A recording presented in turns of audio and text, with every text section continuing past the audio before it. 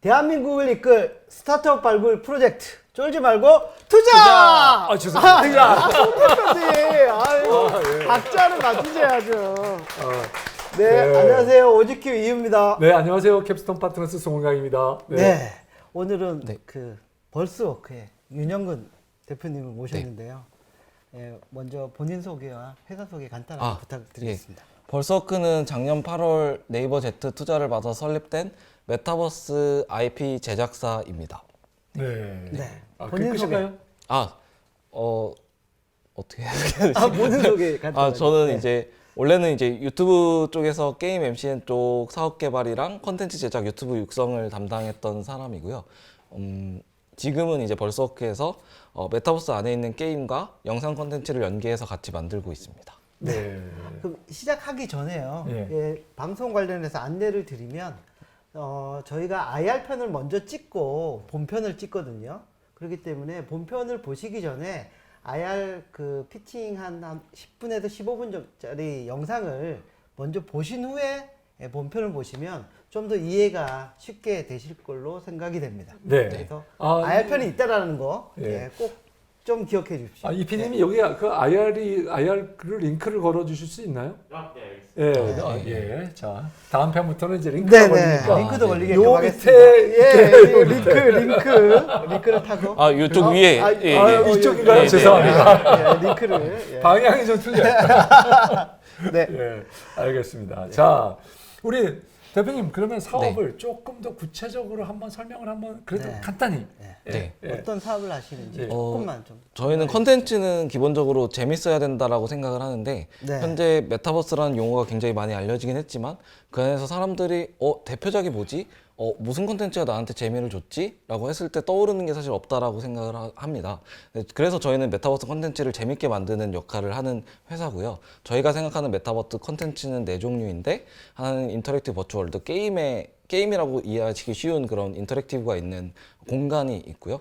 그 안에서 활동하는 버추얼 스타가 있고, 세 번째로는 거기서 상시로 열릴 수 있는 라이브 이벤트들이 있고, 네 번째로는 요거를 영상화해서 유튜브나 트위치나 틱톡 같은 플랫폼에서 방송을 하게 만들어주는 컨텐츠가 있습니다. 예. 그래서 그 네 가지를 다 하시는 건가요? 저희 예. 내부에서 다 하고 있습니다. 스타트업이 그 네 가지 다 큰 카테고리잖아요. 예. 하기가 좀 부담이 되지 않나요? 네. 대표님 보니까 예. 쉽게 인정하는 타입이에요. 일단 다른 분들은 아니고 뭐 이렇게 하는데 그러니까. 일단 인정하고 자, 네. 네. 그러면 회사 망하기 쉽겠네요.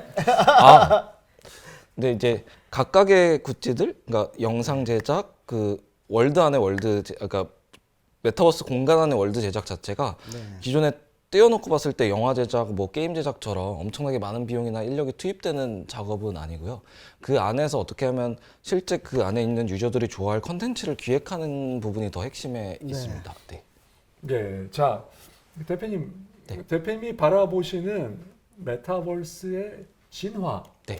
어떻게 진화할 것인가? 대표님이 이제 제가 보니까 이렇게 말씀하신 것들은 네. 어떤 진화의 방향을 생각하고 있기 때문에 또 나온 맞습니다. 그런 말씀을 하셨고 네. 사실 저는 대표님께 그런 얘기를 좀 오늘 처음 들었어요. 그래서 굉장히 아주 철학이 깊은 얘기라고 생각하는데 어떤 방향으로 갈 것이라고 생각하시는 건가요? 일단은 그 여가 시간을 보내는 엔터테인먼트 컨텐츠 관점에서 바라보는 게 있고, 네. 그 다음에는 SNS 관점에서 바라보는 게 있다라고 저는 생각을 하는데, 첫 번째 관점에서 바라보면 잠깐만, 여가 시간에 네. 뭔가 즐길 네, 것으로 맞습니다. 바라보는 개인 쪽 네, 관점. 맞습니다. 그 시각과 네. 또 하나는 SNS와 게임 서비스, IT 약간은 쪽에서 소통의 네, 맞습니다. 소통의 수단으로 쓰이는 두 가지 목적이 있을 거다 네. 볼 수 있다. 자, 네. 예, 그래서 그 엔터테인먼트 쪽에서 제가 느낀 가장 큰 변화는 직접 하는 컨텐츠에 대한 밸류와 소비 시간의 비중이 점점 늘어나고 있다라고 생각을 해요. 자기가 예. 저기 기존에 만들어진 게임을 하는 게 아니라 뭔가 새로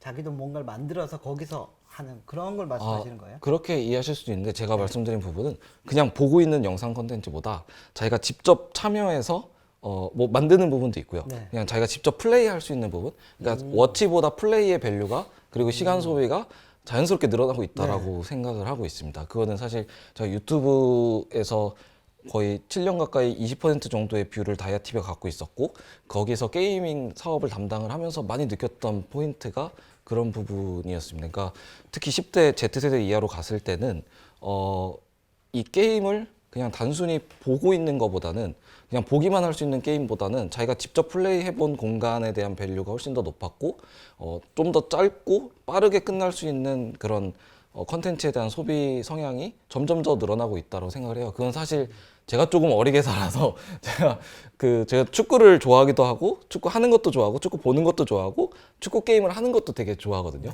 근데 이 세 가지의 이제 제가 여기다 실제로 금액을 지불하는 걸 보면 이 축구 게임을 하는데 지불하는 제 비용이 다른 거 두 개를 합친 거에 10배가 넘어요. 저는 현재.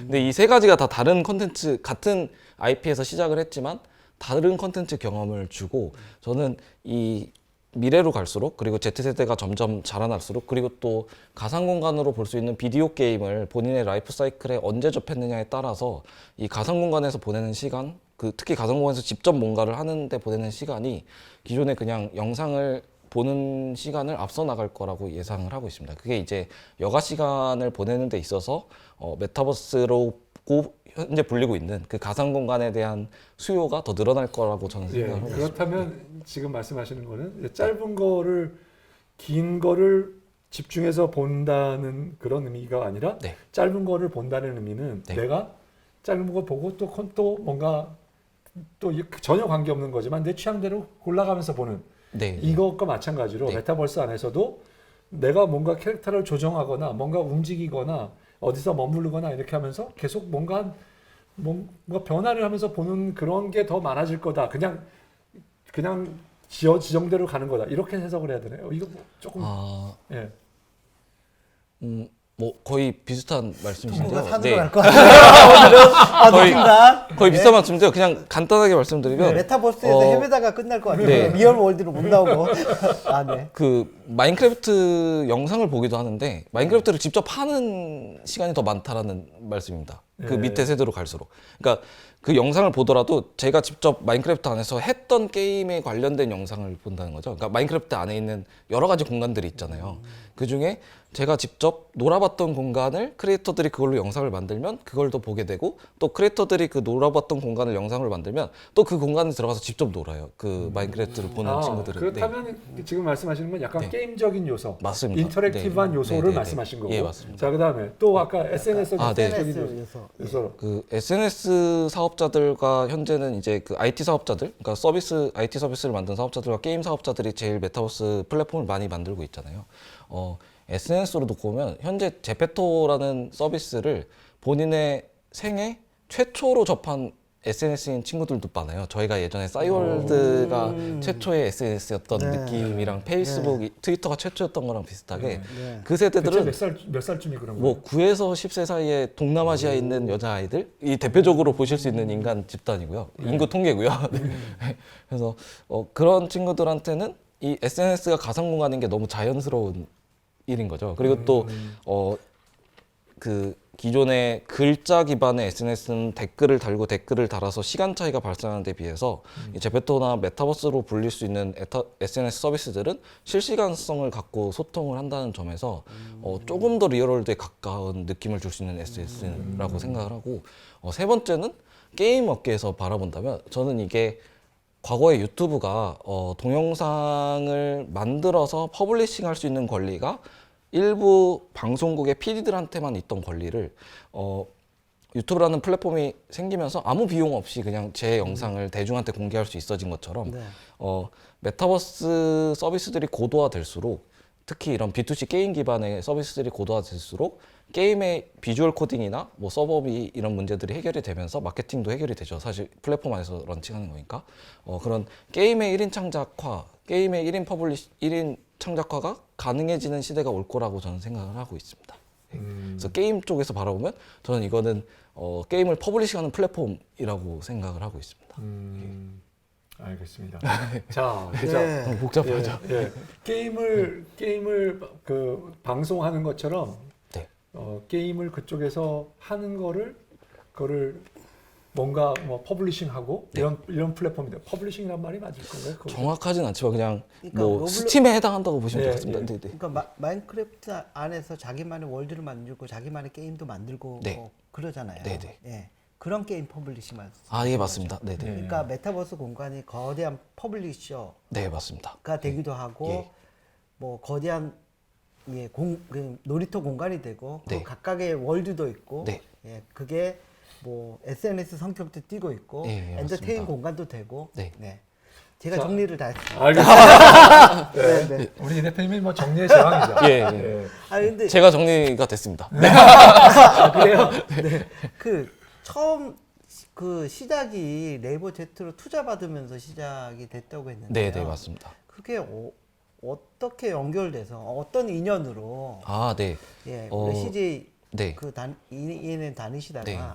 어떻게 연결돼서 이렇게 창업까지 이어지게 됐는지. 제가 다이아 네. TV에서 게임 사업을 혼자 거의 실무자로서 혼자 담당을 하면서 진행을 하면서 처음 입사해서 했던 업무가 200명 정도의 크리에이터한테 주말에 전화 돌리는 업무가 첫 번째 업무였어요. 근데 그 당시에 이제 다이아 TV 크리에이터를 모아야 되니까. 예, 그리고 원래 있던 크리에이터가 굉장히 많은데 MCN이라는 사업 모델의 약점이자 장점이 사실 이제 모아놓기만 하고 아무것도 안 하는 비즈니스를 많이 여태까지 잘못 저질러 왔잖아요. 그래서 그거부터 먼저 맨투맨으로 해결을 했었거든요. 근데 그렇게 하면서 저도 가장 그 당시 CJ ENM 전체에서 경쟁률이 높았던 부서에 입사를 했는데 첫 번째 업무가 로드 매니저만도 못한 업무를 하니까 이게 너무 이제 속된 말로 현타가 와가지고 네. 그때 그러면 제가 다이아 TV를 다니면서 뭘 배울 수 있을까를 고민을 했었습니다. 그때 생각했던 게 유튜브를 어떻게 효율적으로 키울 수 있나?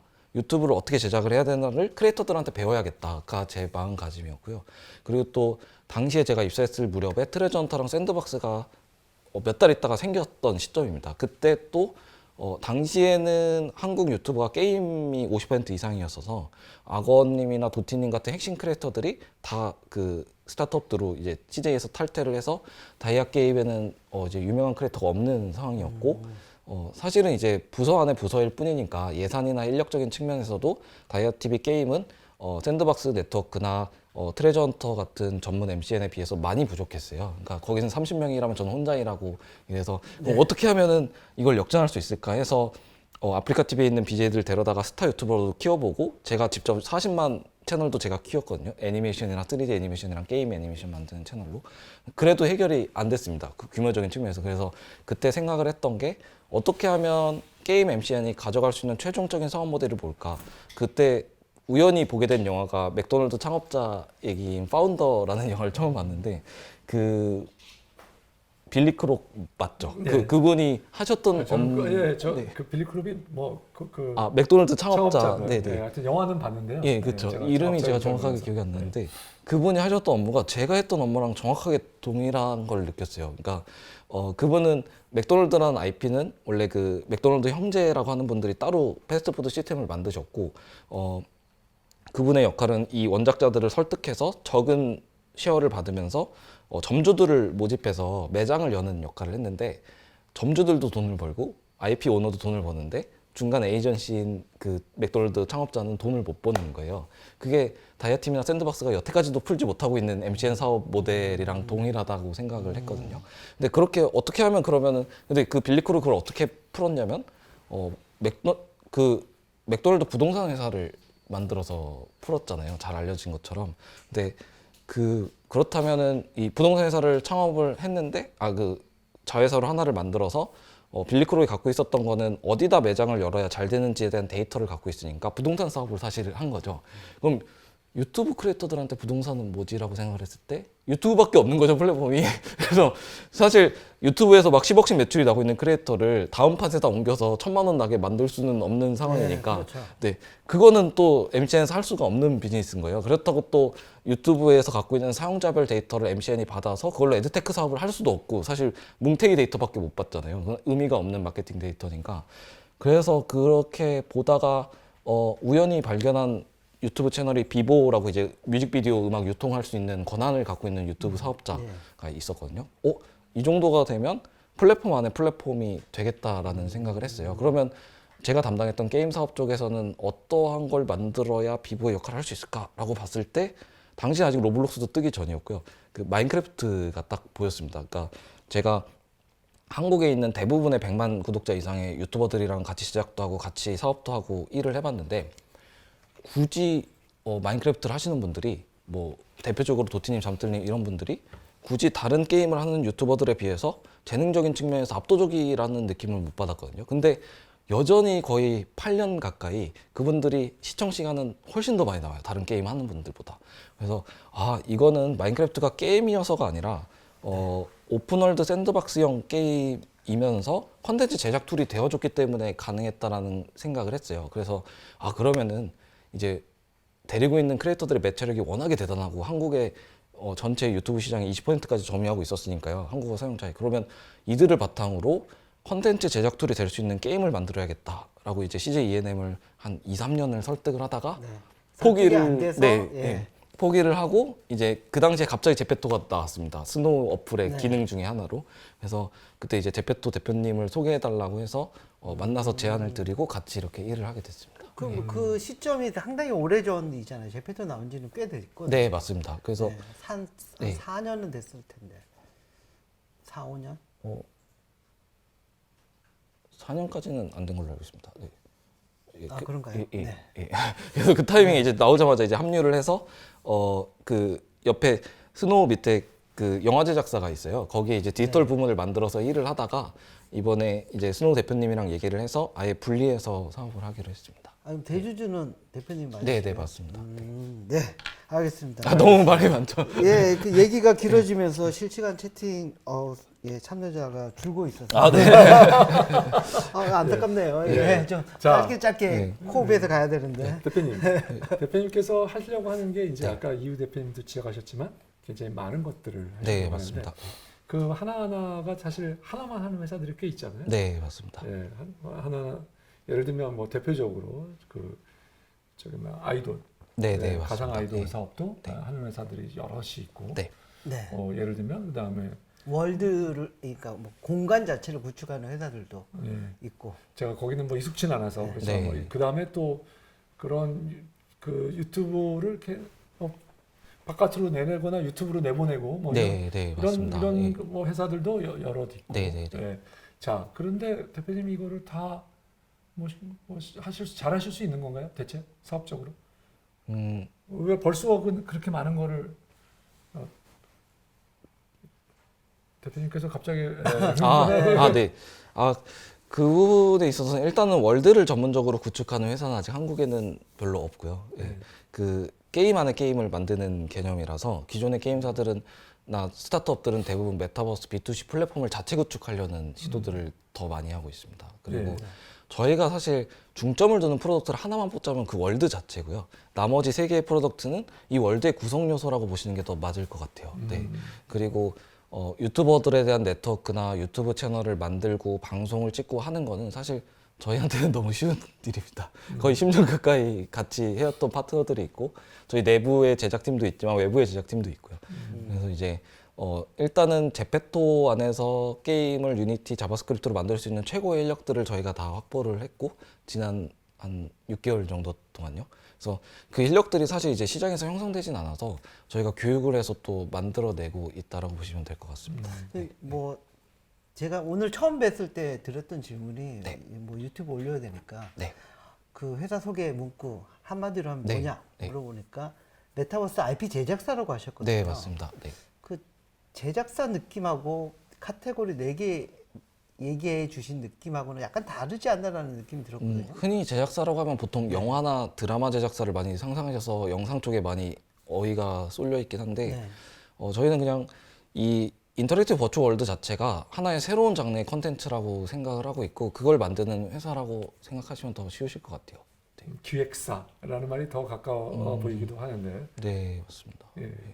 또 기획사라고 하면 또 아이돌 기획사를 또 대부분 생각을 하셔가지고 그래서 사실 이제 글로벌에도 완전히 저희랑 동일한 사업 모델을 하시는 사업자는 없고 이제 로블록스 안에서의 그 네이티브 게임을 개발하는 회사들이 조금씩 생겨나고 있고 투자를 받고 있는 상황입니다. 자, 그러면 우리는 제페토랑 같이 뭐 어떻게 보면은 거기에 그 자회사 정도 되기 때문에 지분을 가지고 있는 관계회사입니다. 관계회사. 관계사이기 때문에 아무래도 플랫폼은 제페토를 쓸 확률이 굉장히 높겠네요.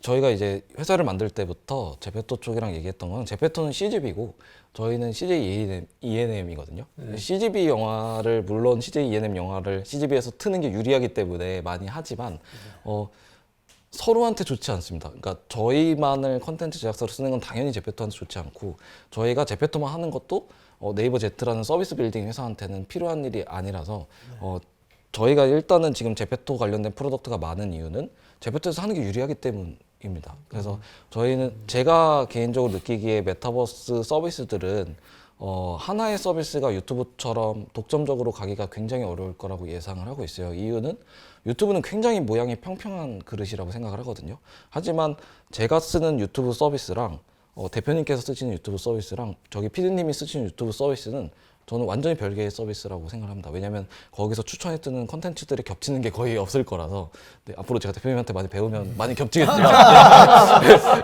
그 완전히 분리된 서비스임에도 불구하고 저는 비슷할 거라고 생각하고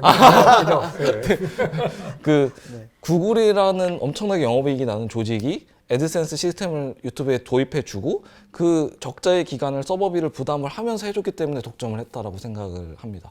근데 게임 서버비는 사실 영상에 비할 바가 아니잖아요. 훨씬 더 많은 서버가 필요한데 그거를 단독으로 부담할 수 있는 회사가 현재 기술 수준에서는 없다라고 생각을 하고 또 제페토나 로블록스나 VR챗 같은 서비스들의 성향을 봤을 때 초창기 마케팅의 방향성, 그 회사가 갖고 있는 네트워크나 마케팅에 설정된 방향성, 그리고 초창기에 그 회사 내부 디자인팀에서 제공해준 에셋의 방향성에 따라서 공고해진 커뮤니티들이 다 구축이 되어 있습니다. 그래서 그 외에 타겟에 있는 유저들이 그 커뮤니티에 들어왔을 때 굉장히 반감을 갖게 되는 현상들이 반복적으로 일어나고 있어요.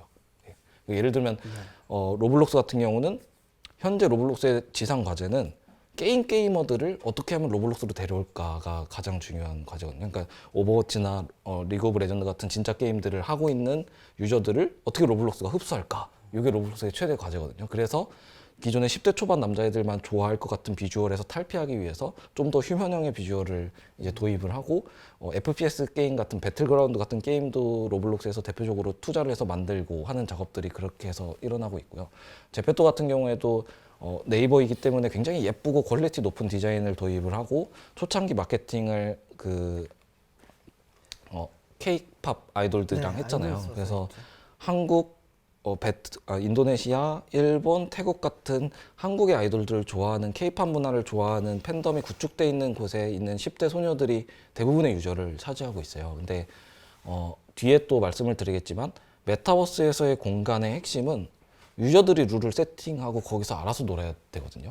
근데 기존의 게임과의 가장 큰 차이점이 그거라고 말씀을 드릴 수 있습니다. IR에도 말씀을 드렸지만 기존의 게임사가 룰과 보상과 처벌을 정해준 공간에서 유저들이 들어가서 그거에 수동적으로 따라가는 구조였다면 메타버스에서 게임이라고 볼 수 있는 그 월드 공간은 굉장히 자유도가 높아야 계속해서 컨텐츠가 나오고 계속해서 유저들의 리텐션이 유지가 되기 때문에 어떻게 노는지에 대한 학습이 필요해요. 그래서 저희가 영상을 꼭 해야 되는 게 그 학습 컨텐츠로서 반드시 필요합니다. 그게 없이는 유저들이 들어왔을 때 이 커뮤니티 바깥에 있는 사람인 경우에는 길을 잃어버립니다. 그러면 이제 가장 많이 하는 말이 30대 남자가 제페토에 들어가서 나 제페토 들어가면 할 게 없던데? 이 얘기를 많이 해요. 근데 10대 소녀들은 거기서 엄청 재밌게 놀고 있거든요. 이게 사실 메타버스 서비스가 현재 겪고 있는 가장 큰 진입 장벽입니다. 네, 알겠습니다. 그럼 저기 수익 모델이 뭐예요? 그러니까 보통 수익 모델이 뭐 월정액 아니면 뭐 정해져 있잖아요. 패턴이. 네, 맞습니다. 브로커리지 피 몇 프로 받는다. 여기는 수익 모델이 뭐예요? 저희는 일단 장기적으로 가장 중점적으로 두고 있는 수익 모델은 그 인터랙티브 버추얼월드에서 벌어들이는 아이템 수익과 인게임 광고 수익을 가장 크게 중요하게 생각하고 있고요. 다음은 저희가 만들어내는 버추얼 아이돌 그리고 유튜브 컨텐츠에서 이미 매출이 나오고 있지만 거기서 나올 수 있는 영상 컨텐츠로 할 수 있는 모든 종류의 매출 그리고 지금 메타버스와 관련된 틱톡 오리지널 이걸 말씀을 안 드렸구나. 저희가 틱톡 오리지널 제작사로 선정이 돼가지고 틱톡 전체 유저한테 알림이 가는 메타버스 포맷의 예능들을 런칭을 할 거예요. 그래서 그런 영상 포맷도 저희가 미리 선점을 하려고 합니다. 크게 구분해 보면 버추얼 월드 안에서 아이템하고 그 광고. 네, 맞습니다. 네. 그다음에 그 뭐 틱톡이나 이런데 뭐 이렇게 그 예능. 그거 제작사, 제작 비용 또 하나가 있습니까? 그리고 당장의 매출이 많이 네. 나올 수 있는 프로젝트는 브랜드나 IP 홀더들의 메타버스 월드를 구축해주는 작업이 있어요. 그게 조금 할 수 있는 회사가 거의 없어서 그 가격이 굉장히 많이 올라가 있어요. 거의 단건당 3에서 30억까지 가는 프로젝트들로 크게 진행이 되고 보면 있습니다. 딱 두 가지네요. 그런 그 컨텐츠 제작, 네. 예, 메타버스 IP 네. 활용해서 컨텐츠 제작하고 메타버스 월드 내에서 네. 예, 광고나 그 버추얼 굿즈. 예, 맞습니다. 네. 그냥 대표적인 비슷한 수익 모델을 갖고 있는 회사를 말씀드리면 제가 감히 이제 하이브를 말씀을 드리겠습니다.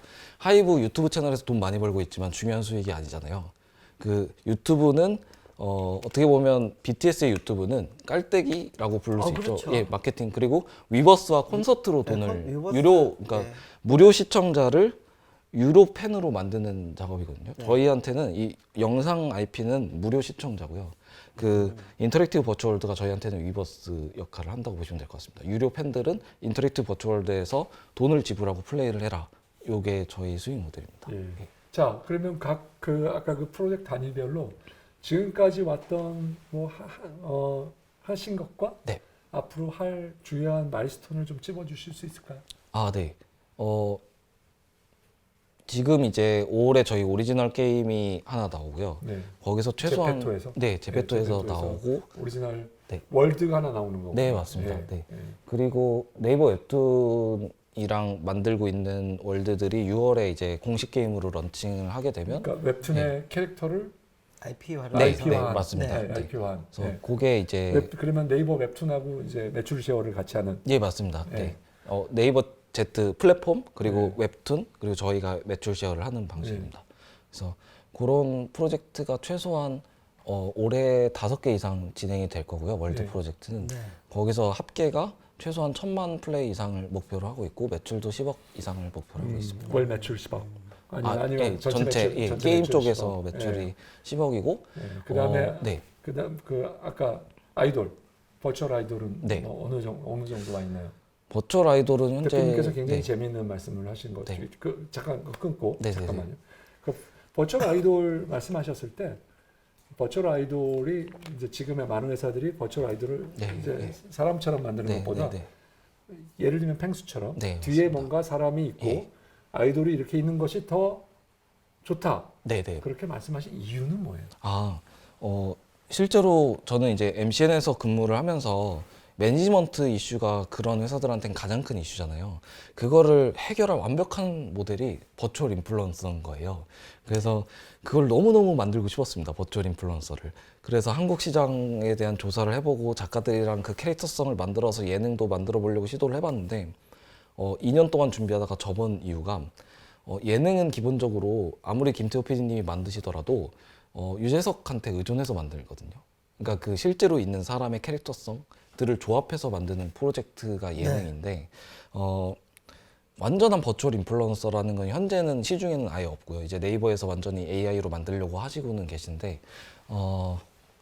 결국 그 뒤에 있는 연기자의 매력에 기대서 그 캐릭터성들이 만들어지고 있습니다.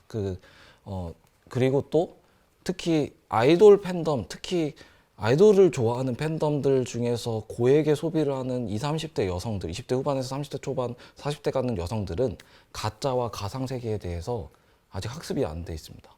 수요가 없다라고 저는 생각을 하고 있어요.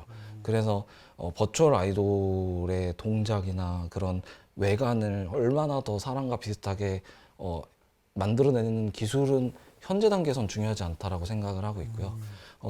실제로 지금 유저들이 사랑하고 있는 버추얼 캐릭터들이 있잖아요. 펭수, 뭐 이세계 아이돌, 우아꽃, 잠들, 도티 이렇게 뒤에 누가 있다는 건 분명히 인지가 되고 그 사람의 히스토리와 라이프에 대해서 다 알고 있는 상태에서 이 사람과 같이 유튜브 채널에서 영상을 매일매일 시청하면서 팬덤이 형성됐기 때문에 그렇게 이세계 아이돌 같이 서브컬처로 치부됐던 것들이 이제는 유튜브에서 1,000만 뷰가 나오고 500만 뷰가 나오고 멜론 차트에서 26위를 찍고 이런 게 가능해졌다라고 생각을 하고 아주 먼 미래에 현재 10대 소녀들이 성장을 해서 제페토와 함께 성장을 해서 거기서 아이돌을 소비하는 습관이 생긴 다음에는 그럼 지금의 고퀄리티의 그런 인간형의 여자 아이돌들이 인기가 있을 거라고 저는 생각을 하는데 예, 현재 단계에서는 수요가 없는 곳이라고 생각을 하고 있습니다. 네. 자, 근데 다시 그러면 네. 그래서 그거 관련해서 네. 어느 정도까지 진행을 하셨고 네네네. 앞으로 계획은 뭔가요?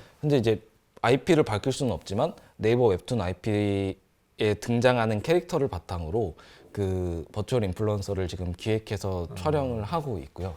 네이버 네. 웹툰이 여기에 주요 그 IP의 소스거든요. 네, 소스군요. 맞습니다. 네, 네. IP 다 쓸 수 있는 거예요? 아니면 개별적으로 이렇게? 작가님이랑 얘기를 해야 됩니다. 아, 네, 네, 네. 예. 네이버 웹툰에서는 포괄적으로 네, 일단 맞습니다. 네. 되고 일단은 저희가 기간 한정이긴 하지만 독점권을 받아서 그 월드 게임 개발 관련돼선 메타버스 게임 개발 관련돼서 제페토 게임 개발 관련해서는 독점권을 갖고 사업을 하고 있습니다. 그 다음 거는 그 다음 수준의 얘기니까. 예, 맞습니다. 마지막. 네, 네, 네. 알겠습니다. 그 질문 들어온 거 몇 개 네. 하도록 하겠습니다. 시청자가 좀 늘었네요. 예. 오늘은 예. 선글라스 꼈을 때보다 저조합니다. 네. GDTV님께서 아시는 분인데 제페토, 마인크래프트, 로블록스 세 개의 메타버스 플랫폼의 장단점이나 향후 전망을 간략하게 예, 예, 예. 비교해달라. 그건 본인이 궁금하신 회사 궁금한 게 아니라 그러니까 본인이 궁금한 네, 거를 네. 메타버스 전문가가 저 전문가는 아니고요. 그냥 저는 컨텐츠 만드는 걸 재밌게 하는 걸 좋아하는 사람일 네. 뿐이고 일단은 마인크래프트는 굉장히 앞서 나간 서비스임에도 불구하고 상업적인 이용에 대해서 굉장히 제한을 많이 뒀어요. 마이크로소프트가 인수하면서 네.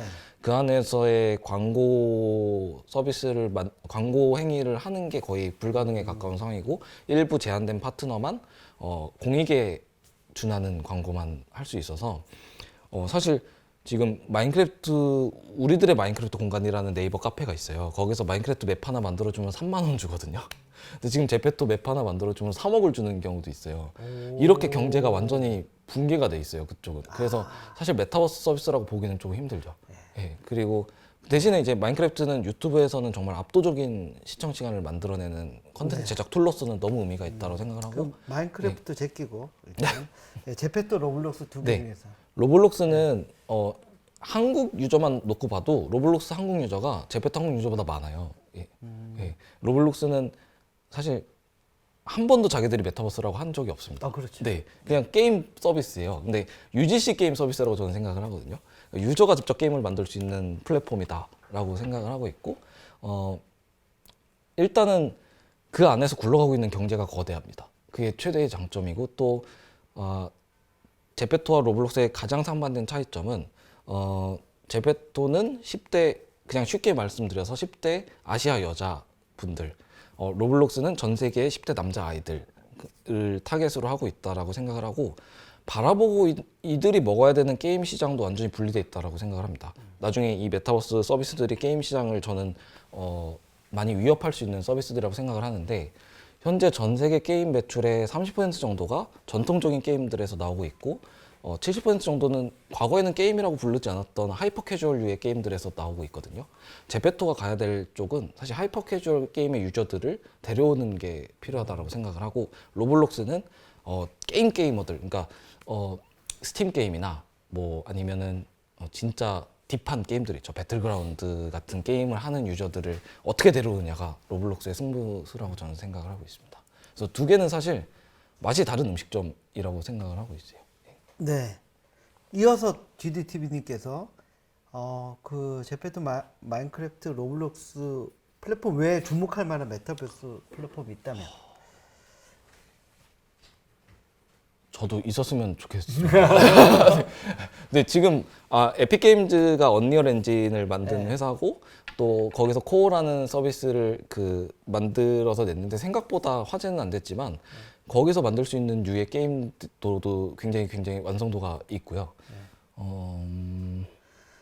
네. 최근에 BAYC 보드 네, 에이프 네. 야트 클럽 네, 네. 얘네들이 네. 땅을 팔았잖아요. 예. 아더사이드. 예, 맞습니다. 뭐 예. 3,500원인가 네. 4,000원 네. 모으기도 하고 거기에서 쓸 수 있는 화폐 에이프 코인도 만들고 땅 분양했으니 거기에 이제 뭐 BYC나 뭐 뮤추얼 네. 에이프나 뭐 얘네들 넣어가지고 그 세상을 구축하려고 하거든요. 예, 이게 예, 맞습니다. 블록체인 바닥에서는 네. 대표적인 주제라고 할 수도 있는데 그쪽 움직임은 어떻게 보세요? 사실 뭐 제가 그쪽 전문가는 아니지만 그냥 제 개인적인 생각은 이 게임 게임이라는 건 일단 재밌어야 된다라고 생각을 해요. 그래서 게임이 재밌고 나서 커뮤니티가 형성되고 나서 NFT와 그 서비스들이 들어오는 게 자연스럽지 않을까 이렇게 생각을 하고 있어요. 그러니까 게임을 흥행시키는 거는 이미 뭐 텐센트 쪽이나 이렇게 투자를 많이 해보셔 아시겠지만 굉장히 리스크가 큰 서비스잖아요. 게임 사업 자체는. 저는 게임 더 이상 투자. 아, 네네네. 아 이거 너무 그래서- 이거 아니요 최근에도 하긴 했는데 네. 하나 했지만 네. 게임은 그래서- 정말 어려운 투자예요. 아무리 NFT 또는 P2E 그런 많은 자본과 그 커뮤니티 뭐 200만 명이 되는 NFT 커뮤니티가 다 달려들어 왔다 해서 200만 명 하는 게임이면 되게 작은 게임이잖아요. 네. 예. 그래서 그런 게임을 성공시키는 건 완전히 다른 얘기다라고 생각을 하고 있어요. 예. 알겠습니다. 자, 예. 자 대표님, 자 우리의 경쟁력은 앞으로 네. 뭐가 될 수 있을까요? 오늘 뭐 제가 이 질문을 일단 일부 마지막 질문. 예. 네. 자, 우리의 경쟁력은 뭐 기획력, 기술, 뭐 굉장히 좀 애매하긴 한데 우리의 경쟁 아니면 우리가 만들어놓은 세계 뭐가 우리의 경쟁력이 꾸준한 우리의 지속 가능한 경쟁력. 저희의 지속 가능한 경쟁력은 일단은 컨텐츠 제작사이기 때문에 재밌는 컨텐츠를 먼저 만들고 그 재밌는 컨텐츠를 기획하는 능력이 가장 핵심이라고 생각을 하고 있어요. 그래서 그 기획을 얼마나 자주 빈번하게 실패 빈도를 낮추면서 지속적으로 회사가 해나갈 수 있느냐가 저희 같은 컨텐츠 제작사한테는 가장 중요한 역량이라고 생각을 하고 저희가 일단 자신 있는 부분은 어떤 컨텐츠가 영상화하기 좋은 게임인가에 대해서는 명확하게 저희는 알고 있다라고 자부를 하고요. 개발력에 있어서도 제페토 국내 회사 제페토와 관련된 외부 스튜디오 중에서는 저희가 가장 앞서 나가고 있다라고 생각을 하고 있습니다. 네. 네, 네, 알겠습니다. 그러면 네. 잠깐 저기 브레이크 타임을 갖도록 하겠습니다. 네.